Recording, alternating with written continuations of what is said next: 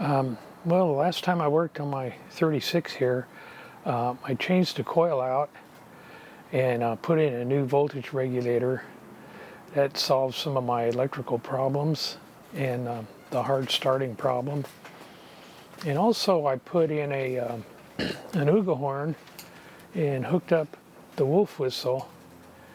And on the ahooga horn, I put a horn relay in so it would have more voltage going to the horn itself and would make it operate correctly. So let's take a look at what I did here.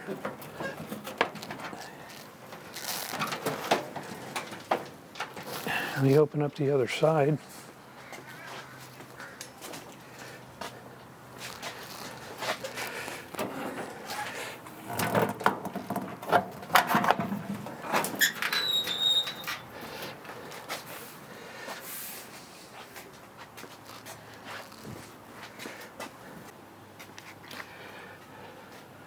This is the new voltage regulator I put in.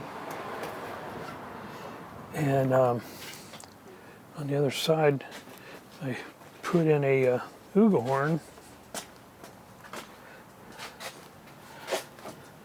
I have it down here. I don't know if you'll be able to see it. Yeah, there it is. And I put in a horn relay so it would operate a little better. So let me close the hood. We'll start the motor and see how it operates.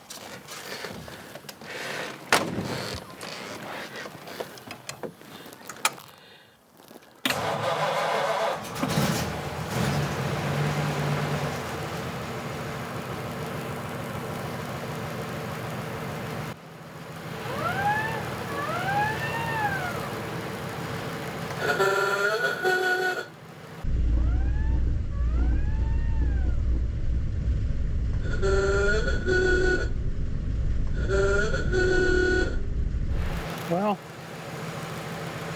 let's take it around the block and see how this ahooga horn and wolf whistle operates.